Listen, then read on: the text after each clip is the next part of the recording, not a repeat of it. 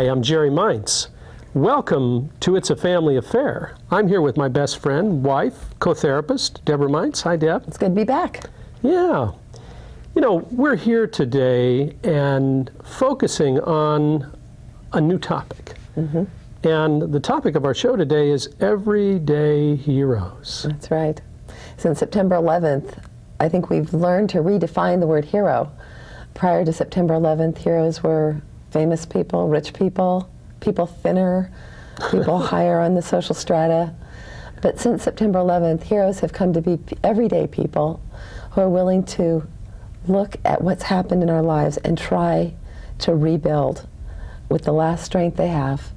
Yeah. Everyday heroes. We look at the rescue workers, we look at the volunteers, we look at the kindness that's come from the most amazing places, and we can see that the word hero is being redefined in this land.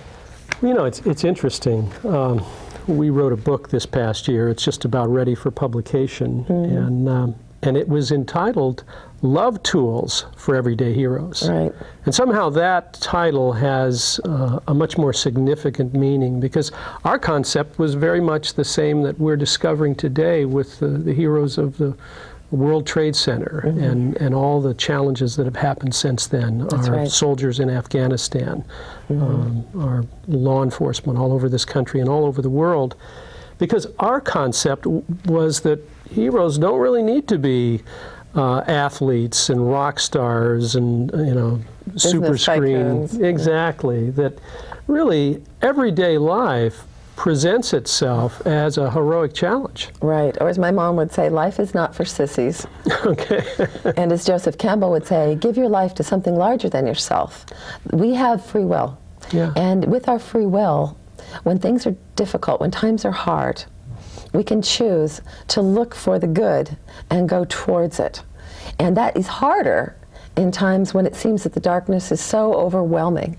Yeah. But the hero's path is really the only path that is available to us to take us out of the darkness. So we're going to go through the stages of becoming a hero. Yeah. And we're going to start with the whole idea that most heroes do not volunteer to be heroes. They don't sign up for a heroic life. They find themselves in a set of circumstances where courage is the only energy that can get you across. You bet. And you know, the challenge we face in deciding how to respond to life, Carlos Castaneda made a distinction between warriors, heroes, and phantoms. And you know, when we look at life and we're given that crossroads, you know, we can live life out like, you know, the boring TV soap opera it can be, or we can rise to the occasion. We can, you know, get onto the warrior's path and develop a lifestyle that's based on some of the following characteristics. Castaneda talked about impeccability, doing life the very best you can in each and every situation. He also talked about responsibility, and that doesn't just mean showing up and doing what you're told and following through, but it really means that we're responsible for the outcome of our life. And a couple ways of talking about that are, oh, so life's great, good, you did it. Or, oh, life sucks, huh? Well, you did it. So therein lies what he means by responsibility. We can, in fact, navigate and negotiate life on heroic warrior-like levels, or we can be phantoms, fools, paper in the wind, blown whichever way the wind blows. Right, absolutely. And I think prior to September 11th, we thought we really had a choice. That somehow we could just kind of ride along and not show up on life's radar screen. Right. Since that time, I think we can really go down so easily. It's so easy to fall down. It is much harder to stand up. But I think a lot of us, after laying down and feeling so, I mean, whatever was going on personally in our lives that was challenging, after September 11th, we had this added baggage. So now, okay, I've got, you know, 40, 50 years to lay around. Right. Well, you know, the hero suddenly decides one day that I've had enough of that. I can lay down, or I can stand up and I can live, and I can be counted for. And you know, September 11th can be considered, the dark night of the soul. That's right. And many of us have had dark nights of the soul and have been challenged Again to, and again. Yeah, choose that heroic path.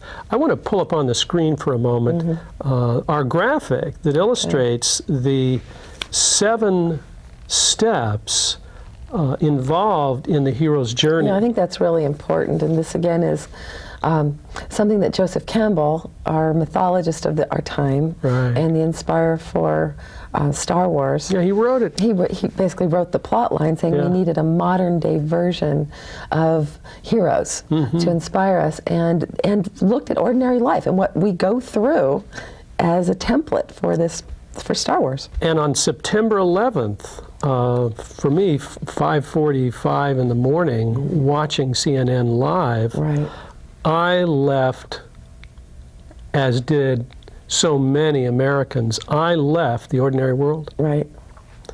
And there it is, the dark night of the soul. I had to realize that the world was changing in a millisecond. And for me, this happened many years ago, and I think for you too. I left the ordinary world when my father committed suicide when I was 21 years old. I was thrown out of the world of everyday people and into a world that I couldn't relate to everyday people.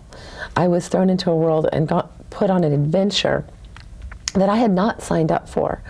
This event that has happened on September 11th was another shattering time where from bed we turn on the TV set and find out, oh my God, the world has come to a screeching halt and we can't be members in the same way we were members before. We've lost our membership in this idea of security or safety that we all held so dear. We have to redefine what is security and what is safety, and we didn't know.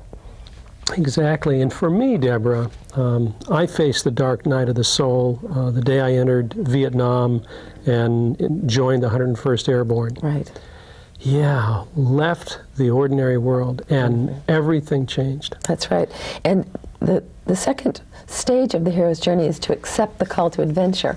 Now, it was interesting. It was probably one of my first spiritual experiences when I was 21 years old. I was newly married, not to you. That other guy. Married to another person. And I got the phone call that my father had taken his own life, and I can remember going through a conversion experience. One part of me was falling away very rapidly, and another part of me was rising up.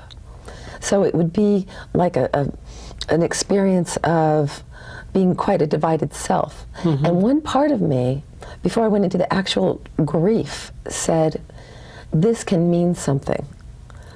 And I looked around, I'm like, who's saying that? There was a deeper voice inside of me that I had not recognized as my own that said, this must mean something. In so many words, this voice was telling me, you are now going to go on an adventure of a lifetime, and it's going to take everything inside of you and everything outside of you to pull you through it. And you know what happened at that juncture in your life was, and if we can look at that graphic again, you accepted the call to adventure. Yeah. Well, the opposite of that would be to go into complete despair, because my father had been a very successful man in the world, very beloved, and in so many ways a wonderful role model to me. And for him to fall down, well, let's put it this way, the World Trade Center was a symbol of prosperity. It was a symbol of people working together. There were people of many nationalities in that building. The same way my father was like an edifice to me. And when the events of his life caused such despair that he chose to take his own life, my personal World Trade Center came crashing down to the ground.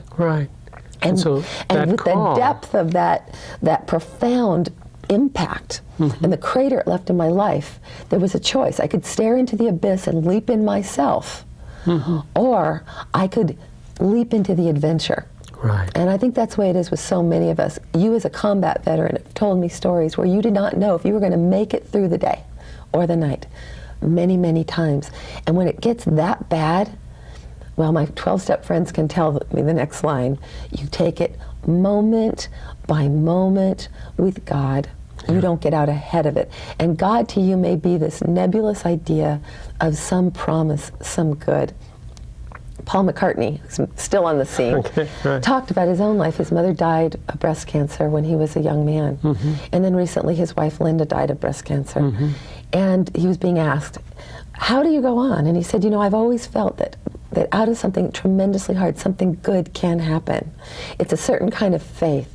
So to you listening, the word God can simply mean a positive choice, good, faith, that out of horrific events that take you down to the bone, that there is a larger force leading your life.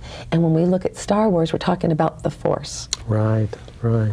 The benevolent force in the universe. That's right. And you know, Luke Skywalker, he too was a reluctant hero. And his dark night of the soul was when he came back and found his entire family killed. That's and right. the family farm destroyed. And there he was, really not wanting to accept that call. No, reluctant hero. But ultimately had no choice. He became a Jedi warrior and knight. Yes. And as we move through the hero's journey, we also look at Harry Potter, who's very, popular. I mean, he's extremely popular. Why is he so popular? He too is going to go through those 7 steps in the heroic journey. Well, he's an abused kid. Yeah. How many kids out there can relate to a kid who has to live under the staircase, whether that's emotionally or physically been put into a corner in a closet? With the Dursleys. Okay. Don't you just want to smack them? Okay. Not allowed to express, not allowed to be himself, not knowing even his identity. And his call to adventure is interesting because it comes in the form of these owls who drop these messages and letters all around the house. They're coming through the chimney. But going to the next stage of the hero's journey, we see he's got threshold guardians. Yes. And everyone in their life, whoever's listening out there, if you're going through a hardship right now, you may have people in your life who want to stop you from going on your adventure. They'll tell you, no, you have to stay in this bad relationship, or no, you have to keep this family value that tells you to be quiet and not express what you know and not follow your dream and not follow your bliss. And that's going to be your first threshold that you're going to have to cross, and it's tremendously challenging. Right, and take a look at this graphic on the screen right now, because what Deborah is referring to is step 3, the first threshold, where we meet those evil guardians or petty tyrants. That's right. Yeah. And they'll scare you, but the whole idea is you have to be able to get past your petty tyrant. In the end, you will thank your petty tyrant because they've given you inner strength. Harry Potter's experience of living with a dysfunctional family, D for dysfunctional, is that no matter what they do to him at Hogwarts, he's been prepared for emotional abuse. Right. He's lived with the Muggles. He's survived the Dursleys. That's right. He knows how to go within and be quiet. He knows how to sit and read and be comforted. How many of us out there, sometimes our best friend is a book? Yeah. After my dad passed on, I remember running into Ram Dass through books. Ram Dass is, for those of you who are not aware, is a former Harvard professor who was one of the people who ushered in the whole idea of Eastern spirituality. He and Tim Leary were thrown out of Harvard together. That's right. Tim went to California to turn on, tune in, and drop out. Yeah. And Ram Dass went to India to find God. Well, not initially. He went in to find out whatever the Indians had going on that we didn't have going on interested him. You know, when we had him here in town a couple of years ago, one of his best lines was, you know, I know a lot of people that have given up drugs for religion and spirituality, but I don't know anybody that's given up spirituality for drugs. Right. Yeah. Right, yeah. There it is. Because he talked about being turned on by a power greater than ourselves. One of his first books was Be Here Now.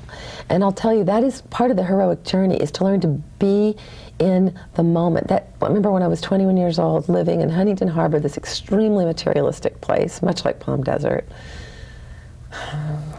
and looking around on my road to find out. And his message, I had it playing in my car, his tapes, and he kept saying, be here now, see your life as unfolding. Every test you're going through is preparing you for greater understanding and greater life. Drop out of the movie from time to time. This is all a great big movie. This is a classroom, and you're here to learn. He gave me some meaning. You're here to learn how to become a hero. Right. So drop out of the action. Be quiet inside of yourself. Show up. Pay attention. Pay exquisite attention to what's going on around you. because God's always speaking to you. And let go of outcomes because you're in for the ride of your life. Right. And the petty tyrants are simply illusions to make you think there is a power greater than God that's going to get in the way of you and your destiny. So your job is to get centered and to walk right through them. So let's give our viewers some examples of petty tyrants, because there are many. The Dursleys would be an example.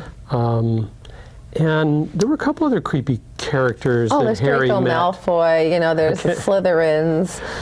In fact, you actually see that Harry Potter, in a very important scene at Hogwarts, has the sorting hat on. And this, you maybe feel like in your own life you have the sorting hat on, and the sorting hat is kind of pulling him towards the dark side. And so you could have power. If you go to the Slytherins, you could have power. You can achieve worldly power and domination.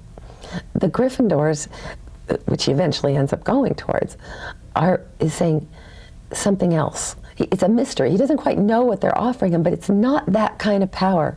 And there's something inside of Harry Potter that rises up in us. I could hear the kids in the audience going, "No, Harry, no, don't go towards the Slytherins. Don't get that cheap shot. Don't go towards that cheap power, that easy one. Don't go towards," to give an example, "that easy marriage to the rich guy who's going to abuse you." Or don't take the shortcuts in business where you step on all the little people to get to the top. There it is. Make the heroic choice. Even though it's a mysterious road, take the road less traveled, and that's the first threshold, and then he goes right into the adventure. There it is. Now, a couple last comments before we break.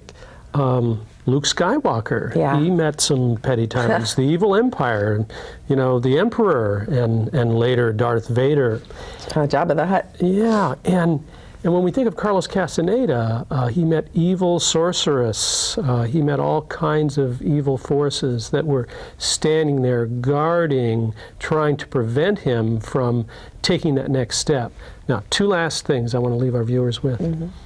A petty tyrant is a gift, and that petty tyrant is supposed to teach us two things: acceptance of what is, the dark night of the soul, the call to adventure, life just as it unfolds. And number two, detachment. Detachment from the outcome, because if we proceed on this heroic journey with abandonment, with just going with our impulse and the force, we're going to do the very best. That's right. Now, we're going to be back to take a look at the next steps on the heroic journey right after these important messages. If you look inside your heart, you don't have to be. Hi, Bill Powers here to tell you about a new facility the JFK Memorial Foundation is helping to make possible. The WellCare Clinic is currently under construction in Palm Desert.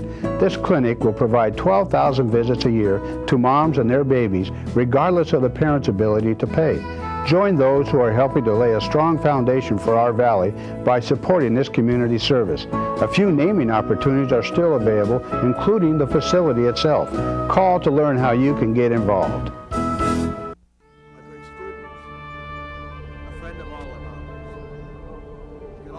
Sometimes it's important for kids to keep quiet. But if you keep quiet about a kid who talks about hurting someone with a gun, some kid could be quiet forever. Don't wait till it's too late. Tell a grown-up right away. For a free book about what to do, write to McGruff, Chicago, Illinois, 60652. Is a hero. If you look inside your heart, you don't have to be afraid of what you are. There's an Hi, I'm Jerry Meints. Welcome back to It's a Family Affair. I'm here with my wife, best friend, and co-therapist, Deborah Meints. Hi, Deb. I'm here with my husband, Jerry. Hey, that's me. Cool. Okay. You know, we're really looking at a very significant topic today, and it's everyday heroes.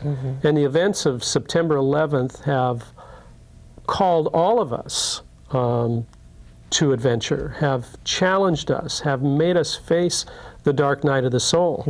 And during our first segment, we had an opportunity to take a look at the first 3 steps on the hero's journey. And there's that graphic now. We we're leaving the ordinary world, we accepted the call to adventure, and we faced the first threshold. And we also faced our petty tyrants. That's right. And of course, petty tyrants is a term that comes from Castaneda. Petty tyrants are called petty tyrants because compared to the force of love, they are so small. Right. When love is in the room, it's like a light being turned on. Yeah. That evil, as much as it tries to hide in a cave, as much as it tries to hide in the dark, light will always prevail. There it is. And our knowing that, I mean, seeing all the people who are coming out of the woodwork to say, we are not afraid, with their American flags, or whatever way they want to express it. You may have tried to step on us, you may have kicked down one of our buildings, you Grinch. Right. But you haven't destroyed the spirit of this country, which is about freedom, which is about the right to express, and the belief in a God that unifies and does not divide. Yeah. And it's brought that goodness out in us. I think we're a better country. I think we're a better world I agree. today than we were before September 11th. And it's because we are everyday heroes. That's right. We were talking in our last segment about how heroes, I mean, it was just coming to sort of a head that before September 11th, heroes were all about money, prestige, body size. It's still out there, but you know, it pales in comparison to a firefighter who's still out there digging as we speak. Yeah, so the athletes and the rock stars They're that all have great, predominated but the heroic scene. But a hero is doing something that's really difficult. A hero is putting their life on the line. A hero is somebody who's coming from the heart. The word courage, coeur, is a French word that means heart. So when we're coming from our hearts, and we're seeing from our hearts, like the Little Prince says, the heart sees what is invisible to the eye. There's something inside of us that stirs the everyday hero, the adventurer, who's a reluctant hero, who didn't start out to be a hero when they woke up that morning, but like the rescue workers who just headed into a building, not really knowing what was going to happen, but knowing it could be a death sentence, and they did it anyway. Right. Move over everybody else. That's a hero. You know, we alluded to our new book coming out, Love Tools for Everyday Heroes, and for years here in Palm Desert, you and I have been providing marriage counseling and psychotherapy, and a big part of the theme we've challenged people to respond to is get on the warrior's path. That's right. Join us on this heroic journey we call life, love, marriage, and family, and make a difference. Become an elder, become a hero, become a warrior. Don't just, allow life to happen to you. Let life happen through you. Right. And we teach tools that couples can use to change the way they communicate, to change the way they fight, to change the way they resolve problems, to change the way they parent. And so today, given the events of September 11th, our Love Tools for Everyday Heroes has a whole new meaning, because as we look around, it's not just you and I and the people that we've inspired to get on the warrior's path, but it's this whole country. Right. And our allies across this planet who have listened to and responded to that call to heroic adventure. Right. The hero's call is always one of higher ground. We're going towards higher ground. There's times that we can't see it. We don't know exactly how we're going to achieve that, but we just have a feeling in our hearts that that's our intention. And as Gary Zukav talks about in his books, intentionality and focus create outcomes. And that's an invisible world, because it's something in your imagination. It's something that comes out of the heart and it comes out of the mind when it sees a grander picture. You're right, Deb. And one of the tools that heroes use to accomplish that is they push aside fear. So they have the opportunity, walk right through it. Exactly, to It's not focus. like you don't feel fear when you're a hero. You walk right through your fear for a greater cause. Pushing it aside so you can focus on the mission. And of course, that mission and walking through and facing that dark night of the soul is what inspires others. Right. Because you know what? I think, hands across the water, hands across America, hands across, literally the world is coming about because we are the global village. We see one another in different counties and states and countries, all resonating with one another, all responding to this, heroic challenge. That's right. And as we're following along the hero's journey, we're looking at, there are certain stages that I find comforting to know about, and I'm so grateful to Joseph Campbell for having laid them out so well, so succinctly, from our ancient myths, which are teaching stories, to our modern day myths, which are also teaching stories. Harry Potter is a modern day myth. Right. It's a child, a magical child raised in a dysfunctional family, recognize yourself, who has had an opportunity to take a leap of faith into a brand new world. And we've covered leaving the ordinary world, accepting the call to adventure, crossing the first threshold where you've got to go against everybody and everything that will try to hold you back. And then you get to the place of the wanderer. The Wanderer. Isn't that a song by That's the wanderer. Okay. I'm the wanderer. And you know, this is so important as a therapist. When I've helped someone to make that heroic leap out of a bad relationship, out of a bad work situation, one that did not work for them, that didn't match their vision, there's a lot of self-questioning. And oftentimes, I will read them this poem, which I'm going to read, because you know, each show Deborah gets to share a poem. This is on the Wanderer. One day you finally knew what you had to do and began, though the voices around you kept shouting their bad advice. Though the whole house began to tremble and you felt the old tug about your ankles. Mend my life, each voice cried. That's the petty tyrant. Right. But you didn't stop. You knew what you had to do. Though the wind pried with its stiff fingers at the very foundations. Though their melancholy was terrible, it was already late enough. And the wild night and the road full of fallen branches and stones. But little by little, as you left their voices behind, the wanderer, the stars began to burn through the thin sheets of clouds, and there was a new voice that you slowly recognized as your own. That's your higher voice again. There it is. Which kept you company as you strode deeper and deeper into the world. That's wandering deeper into the world, determined to do the only thing you could do, determined to save the only life you could save. You know, A poem by Mary Oliver called The Journey, in case you want a copy of it. All right. You know what that reminds me of, Deb, is Carlos Castaneda, and in some of my favorite books of his, Journey to Ixtlan, which is the place to begin in reading, and Tales of Power. You know, he talks about, you know, this whole process of an inner struggle. He can hear the voice within him of the warrior that he's, you know, trying to become. But he also hears within him, you know, the frightened child, the indulgent child, the part of him that wants to indulge in, you know, negative thinking, fears, insecurities, and attachments. And all of us have that same inner struggle. You know, we hear the cast of characters within talking. And the job of the warrior is to sit on the director's chair and manage that cast more effectively. So just because you hear in your own inner consciousness, you know, negativity, it's really an option.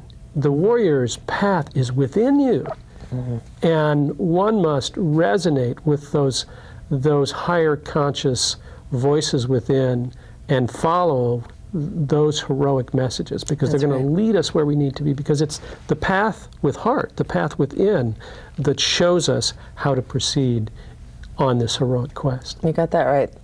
And it's a central idea. It's one day you finally knew what you had to do and began. You had to do it. And there will be opposition. It may be your own voice that is that voice of the petty tyrant. You know, something you've internalized from some negative petty tyrant in your life. But you began, even though you're in pain, even though heroes aren't people that are just born with the happy gene or the courageous gene. For myself, I am a person that can be very negative because I'm an artistic temperament. I have to make a choice. This will be a good day. Whatever's going on in the outer world that I may feel very out of control looking at or listening to on the radio or the television, I can switch that off and I can say to myself, this is a good day. In this day, I will be led by a force higher than my understanding. I will seek higher ground. And that leads us to what always happens on the hero's journey, the next stage. When you let yourself wander and find your self-knowledge, you will meet allies who have chosen the same thing. And there it is. Look at that graphic again. It's meeting your allies. Meeting your allies. Step 5. Right on. And what that can mean is if you've chosen to get sober, you're in a 12-step program. You've met the friends that get you. Right. Maybe it's not everybody in every meeting, but there's a one sponsor. There's a warrior in the room that Right. you look up to There's that an has Obi-Wan. something. Yes, that has something you need. And or you know, a Ron or a Hermione. There's Right. somebody who glitters at you across the room, who has a little glow. It may be somebody you don't even expect. like Chewbacca. Yeah. Okay. Allies Or come Han in- Solo. Yeah, they may be it may be the wrong religion or skin color. You thought they shouldn't Right. come in that size or that age. Do not discriminate. Let go of outcomes. Open your heart and mind. Your allies are waiting to meet you once you've taken that heroic leap. And you know, becoming the wanderer means that you're in a brave new world. Oh, no you know. kidding. You may have left a relationship, or you may be trying to make a relationship work as a hero. And yet everything has changed. Everything is different. I'm reminded of Luke Skywalker entering the famous bar scene. Oh, yeah. Okay? Uh-huh. And here he meets Han Solo and Chewbacca, and a rather strange array of characters. He doesn't like anybody at first either. Pretty He's scary. scared. Yeah, okay. It's a brand new world. And yet as he comes to know them from the heart, he watches their actions. I tell people, watch people's feet. Not so much what they say, but what they do. Right. Because real warriors, you can trust their actions. They have clean energy, and you can begin to feel cleaner energy. Think of it as the higher atmosphere you go, the energy gets cleaner and clearer. And the vibrations that person emanates are cleaner and clearer. Yeah, those of us from the 60s know all about vibes, Yeah. but Well, most of us can Castaneda feel it. calls it tonal. You know, Right. you need to have, to be a warrior, a just right tonal, meaning your life needs to be ordered. You're not the messiness of your life needs to get cleaned up. Right. Otherwise, you won't have the energy. You'll be leaking all this energy. You won't have the energy you need to accomplish this warrior's journey. Right, and there's two qualities of the warrior that are essential for people to keep in mind. Courage, courage, like the cowardly lion, courage. Right. You're not feeling it, you just do it, because the alternative is you lay on your back and let everything step on you and let people oppress you. And discipline. There it is. Discipline, like Harry Potter, he sees that kid on you've seen the movie by now. I'm not wrecking it for you. If you haven't, get to the movie. But the point is, he gets on his broomstick and he goes after this child who's in distress. In that moment, he makes a heroic decision. He can watch somebody die and regret it for the rest of his life, or he doesn't even know how to fly. He doesn't think he knows how to fly, but there's a certain energy that goes in there and saves that child. And in doing so, he develops a discipline. And someone sees his greatness, because when you're acting in courage and you have the discipline to develop your own talent, someone will notice, an ally will notice, and before long he's in a Quidditch match and he's getting more and more chance to catch the golden snitch or to find that which is golden in himself, that it takes precision and patience and endurance to find. There it is.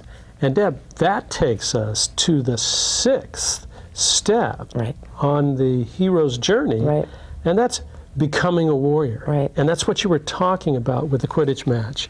And for me, the Aishaw Valley, Vietnam, that courage and that discipline that just seemed to come out of nowhere in our memory banks. That military training, you know, paid off in real times of terror and times of challenge. Yeah, that's a good point, because there's a military saying that under times of stress, you don't rise to the level of your best ability, you rise to the level of your best training. There it is. So when times are tough, this is the time, everybody, to be reading the good books, heading to the meetings, the 12-step meetings, Al-Anon, CODA, AA, NA, going to therapy, going to school. What saved me after my dad passed on, and it was such a violent shock to my system, is I thought, I can follow my bliss. And my bliss in this case was learning. It was opening myself to the world of school and learning there was much more history out there. There had been many people who'd sacrificed their lives to build this country. There had been many people we'd built this country on the sweat of other people who had a courageous vision. And it opened me out of my little world, and I wanted to be a healer. I didn't know exactly how. I was still wandering. But in the course of going to school and being proficient at that and finding myself able to be excellent at that, I developed confidence in myself. So often people say, how do I get confidence? Follow your bliss. Right. It didn't make much sense for me to be an English major to start out with, but it was something that my heart called me to. Now I see the incredible benefit to having a literary, artistic background as a substrata to my psychological training. Because after all, psychotherapy is an art form, and it is driven by the same sort of inspiration and understanding of the human condition that we find in great literature. Right. You know, that final stage, after we've, become that warrior living through the dark night of the soul in Vietnam, or through your dad's suicide, or Luke Skywalker overcoming his father's temptation, Darth Vader's temptation to join the dark side. Harry Potter was given that tempted invitation at the Sorting Hat, and also in the film where he has the Sorcerer's Stone in his hand. Right. He has all the power, but he realizes that power he cannot hold on to it and maintain good. So he has to sacrifice for the greater good. And Deb, we're going to be back in just a moment to talk about that last step on the hero's journey, and that is sharing the elixir right after these important messages.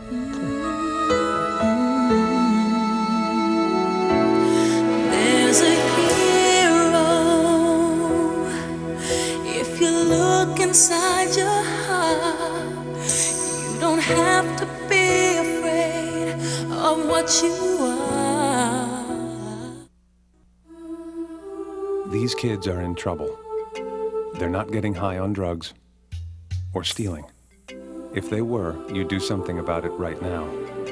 But why is it almost half of all parents who suspect their child has a problem learning wait a year or more before getting help? Why? Kids with learning disabilities are smart. They just learn differently. Call now. The sooner you get help, the better the chance your kid has. I'm the best thing you ever had. Only thing I'm guilty of is giving you too much love, making you crazy, making you red, making me follow me, making me suspect. Seem to think I'm playing your game. Don't you know the hurt? This is me. There's a better way to have fun with history. Visit americaslibrary.gov. Log on, play around, learn something.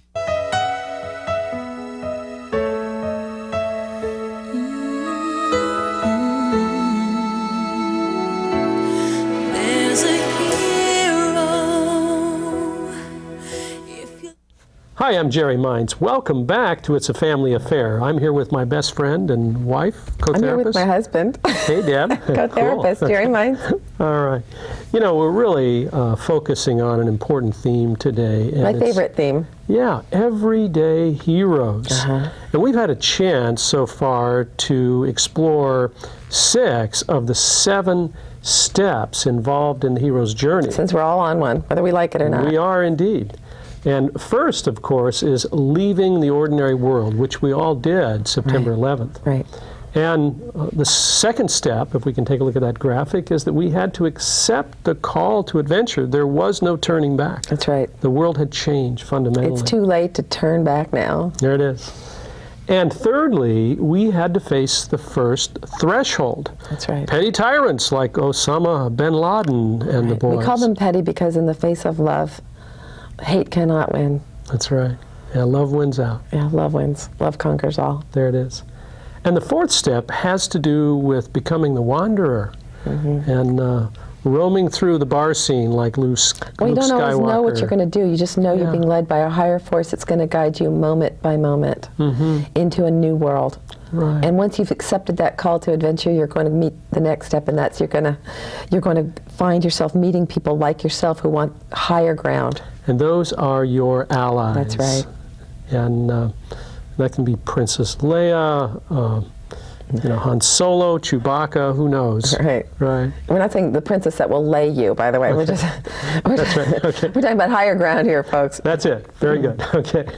And in that process of meeting your allies and continuing on the hero's journey, we have the opportunity to become a warrior. That's right. And a warrior is someone who has accepted the call to adventure and realized it takes courage and discipline, moment by moment, to get through the day. And that's why we live our life now, today, asking in this moment. 12-step people know what I'm talking about. Right. Turning our will over to a higher vision, asking for help. And in doing so, finding that moment by moment, we get through the gauntlet. Yeah. We catch the golden snitch. Right. And you know, now we're going to talk about the 7th step along the hero's journey, Right. and that is sharing the elixir. That's right. And this is also known as altruism. Right. It's also in the 12-step program. Once you know something that saved your life, share it with other people. Open your heart to other people. Don't keep it all for yourself. In the end of the movie Harry Potter, he has, and same with Luke Skywalker, an incredible temptation to have power and keep it all to himself. You can have the Sorcerer's Stone. You can keep it all to yourself and have this power all for yourself. You know, you can join me, Luke. You know, it says Darth Vader. You can become a member of the Dark Force. Right. And both of them throw it back and say, no, no.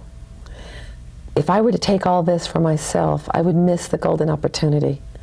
This wisdom and this knowledge and this power needs to be shared with all.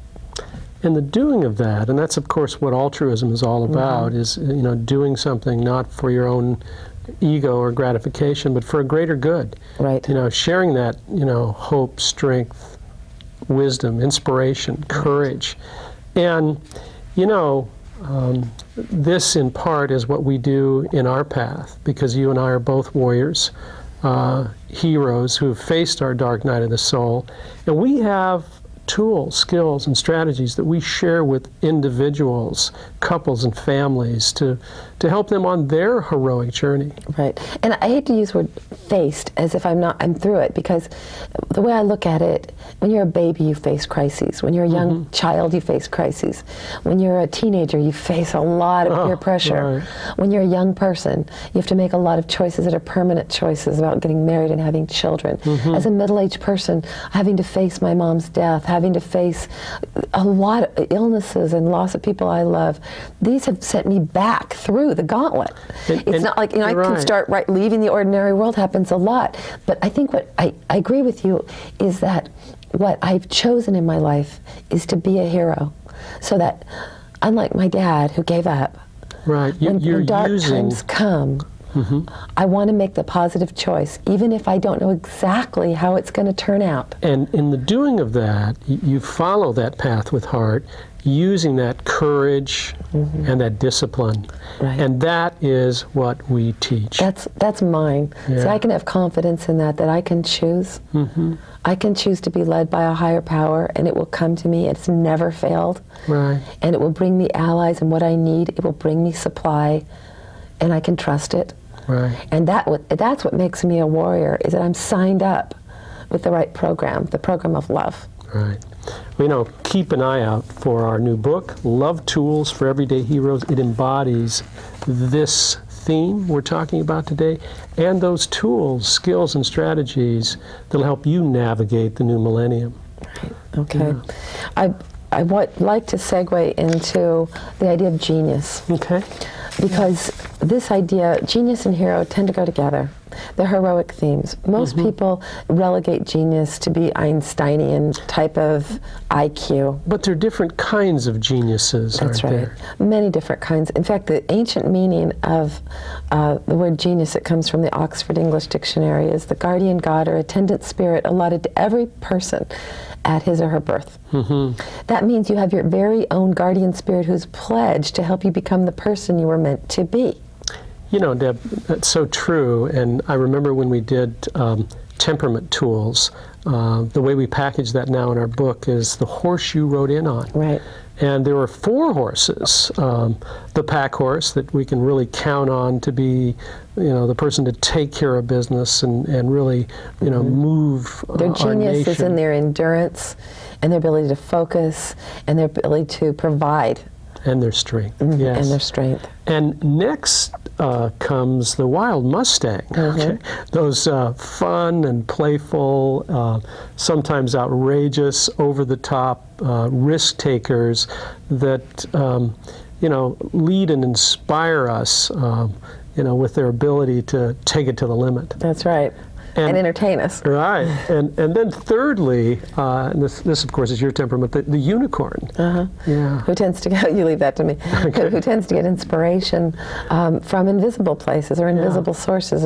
The unicorn has this, this little horn coming out of their head. Yeah. You might think of as a tracking device for mystical ideas. Right. And also part mermaid, can go deep and profound and get information from places that are deeply imaginative and creative. And those unicorns are often mystics and healers and poets. And then we have your horse, which is Pegasus. Pegasus, that's right. The flying Fellini brother. There it is. Well, your temperament is the one that winged wants horse, that is Promethean as well. Yeah, wants to fly close to the sun. Steals fire, wants the knowledge, wants mastery over that knowledge. Right. Everyone has a temperament type that shapes their genius. Yes. And some of the ways to recognize your genius is that it often hides in plain sight. Pause on that. That's such a beautiful comment. Yeah. Yeah, it is. Isn't that wonderful? I actually stole it from somebody out of a magazine. I really loved it. Okay. But it's true. It's like finding something at a garage sale that you later find out was a Civil War relic. Yeah. You won't see your genius. When people come into therapy, they so often discount the very thing about them that is so outstanding because it comes easy to them, so they take it for granted. Or they've had a petty tyrant for a parent who's beat them up. Yeah. And now they've introjected that parent and they become that parent's stand-in. So when you or I recognize this inner genius, these gifts, they're so quick to discount and negate and invalidate what is so clearly their shining light. That's their true radiance. If their temperament, for instance, had to do with being the pack horse, and they didn't see the beauty in that, how much we need people that can endure and be strong in challenging times, they may feel inferior. Just the ability to stay on task can be a remarkable ability. These are the people that hold our world together. They're the glue that hold our society together. Right. And we truly have to be grateful for them, because without them, life would be chaos. Right. In the same way, if you're one of the temperament types that's less prevalent, let's say you're the mystic, you're more of the unicorn, or you're more of the Pegasus, you may have felt different and odd. And in your family of origin, you may have felt like you did not fit in. So your genius can be something you're actually ashamed of. Right. Why is it that I think of the big questions? Why am I so obsessed about the meaning of life? Yeah, why am I lost in the canyons of my mind, reading poetry and looking novels? for adventure in the mystic imagination. So there we try to validate this inner genius, because that's one of the gifts that you and I have, and that is that we can see the invisible. And when we take and show that invisible structure to the person, there's a resonance, there's a discovery, there's a bit of a aha. So that's why I've always been that way. So that's why I've always been drawn to this or that. Right on. Right on. And but it won't feel like genius to you because it comes easy. So the second aspect of honoring and recognizing your inner genius is because it's not going to be difficult for you. Just know that it hides in plain sight. Other people can see it. Right. It's not difficult for you. And you take it for granted. And you take it for granted. And the third aspect is that this is a really good way to find out what your genius is. It's what people thank you for. One of the neat exercises, I love the word neat, it really dates me there. One of the cool exercises. One of the really swell. Hunky-dunky things that happened to me when I was way back there with my inkwells in school. One of our teachers had us write, everybody in the class had to write down one thing they liked about people. Every single person in the class. And then she took all that, collated it, stapled it together, and gave us these little strips of paper that had 30 responses. And I can remember, to this day, I still have it somewhere, what the people said I was funny. And they thanked me for being funny. And that I was also a compassionate listener. I was understanding, I was funny.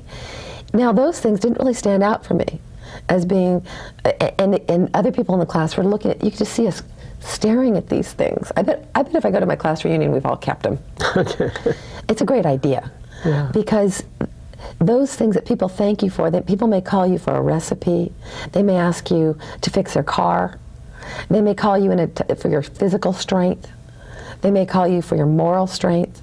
Whatever people genuinely express gratitude for, pay attention. They're telling you about your genius. Right. And that takes us to the next characteristic of honoring your genius, and that is that whatever that genius is, you probably have a phenomenal memory for anything related to your genius. Yeah, it tends to stick. Yeah. Because where your interest lies, or your genius lies, you just soak it up like a sponge. When people are worried about their teenagers, I will say, what are they passionate about? What tends to stick? Because that's their genius. You can actually help them find their genius. For our son, it had anything to do with music or art, which is stick. And because the other things were more difficult for him. That was Zach. Yeah. It was, and not necessarily recognized by our society at that time as being important. It was important for us as parents to say, that's your genius. Right, and Zane's genius came in the form of his social skills. So, and his mechanical ability. Absolutely. People think, can you fix this? Do you know how that works? So, kind and well-liked and funny, imaginative, and charming. Funny. All of us have genius. This is not relegated to us, our kids, believe me. We've all got our warts. They're huge. The next thing. But it's so easy to notice the genius in our own children because it's so close to us. But we're really talking about you examining your own genius. Another thing is, if your memory doesn't work well in a certain area, get out of it. Yeah, it's probably not your genius. Right. If I were a better typist, I would not be sitting here. And I really admire people who are really deft with that. But I was so crummy at doing things like that or memorizing things that did not matter to me. They were just like blur, blur, blur, till you get what I'm interested in. And then it would be like I'd memorized the book. I have a client who's studying accounting, and he can't remember it. Left out the S, H. And then, but what he's marvelous at is he can take engines and tear them down and put them back together and have no leftover parts, and they run and hum like a top. Yeah, probably does that in his spare time, doesn't think that's anything. Exactly. And our job is to let them know that that's all what it's all about. So this next step. Exercising your genius feels like play. You're unaware of time passing. There's a total absorption. Right. And watch this in yourself. If just time passes and you're completely interested, there's your genius. Now, I want to have time for some great quotes. Okay, quickly. The theologian Frederick Buechner said, our mission in life is to find where our deepest gladness and the world's hunger meet. And finally, Martha Graham, the choreographer, said, there is a vitality, a life force, an energy, a quickening that is translated into action. And because there's only one you in all time, this expression is unique. If you block it, it will never exist in any other medium, and it will be lost. You must keep that channel open. It is not for you to determine how good it is, nor how valuable, nor how it compares with other expressions. It is for you to keep it yours clearly and directly. Listen to Martha. There it is. Important. You know, Deb, in the last moment we have, I just want to, challenge our viewers out there to follow the hero's journey. Really, in spite of your reluctance, answer that call. Begin to look at your life as a hero's life unfolding. Follow that inner bliss. Face those petty tyrants and learn that detachment and that acceptance. Look around for those allies as you wander through this path, and eventually you too will become a warrior. And you can share that elixir with someone else. That's right, and your life will be blessed, and you will be remembered for the blessing that you shared, and it will be an elixir that is shared with generations to come. Hardships can make us stronger. There it is. Obstacles can become opportunities. That's it, an uphill path, but they're both uphill paths. Let's choose the uphill path that leads us to grander vision. All right, Deb, I've had a lot of fun. And I want to thank you for tuning in. I'm Jerry Meints, and it's been a family affair.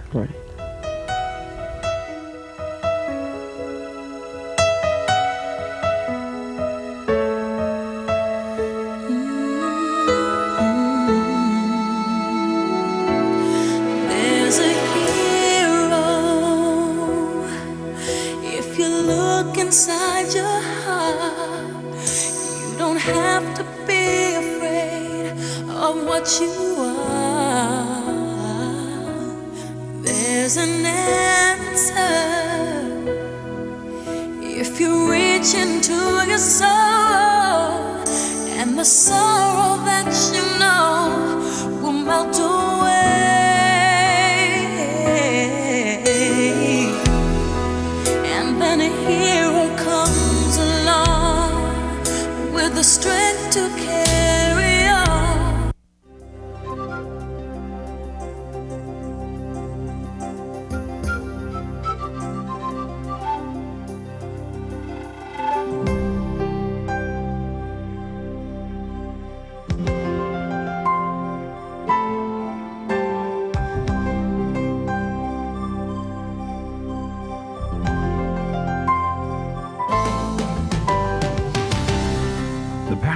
Good Samaritan is a 2,000-year-old story.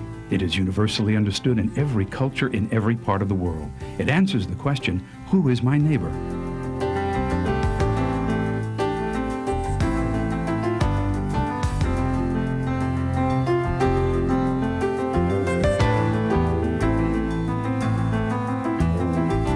Desert Samaritans for the Elderly exists to enhance quality of life for seniors by providing information services,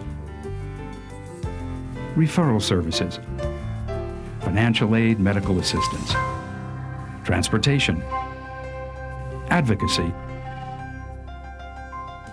and the Buddy program. At first it was kind of hard to get to all the people. I didn't know nobody. They care for the other person. They really care. And it's shown in so many ways. If someone gets sick, if someone needs something,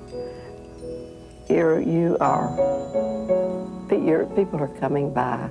They're checking to see, and they care.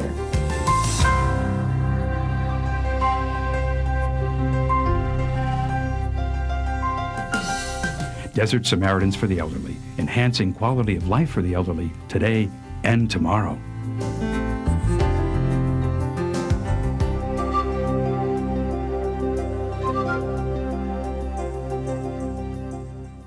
Hi, Bill Powers here to tell you about a new facility the JFK Memorial Foundation is helping to make possible.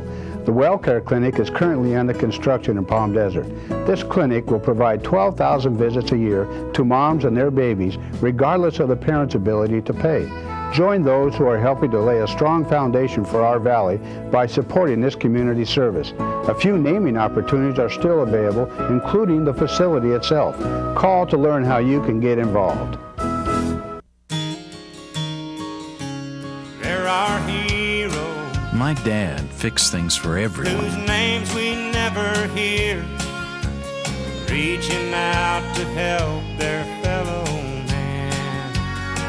And me? There are dreamers. Well, I just held the light. Who are making dreams come true, taking time to teach the children there's nothing they can't do.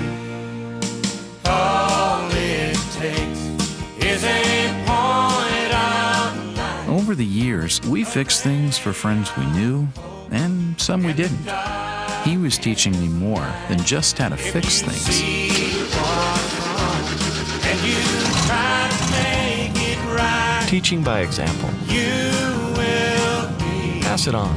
a point of light. A message from the Foundation for a Better Life. What is a hero? Are heroes born, or are they made? In after-school programs, your kids will uncover hidden strengths, discover they have the power to change their future, and find the hero inside themselves. Let us know you on after-school programs in your area. Call 1-800-USA-LEARN. After-school programs, helping kids find the hero within.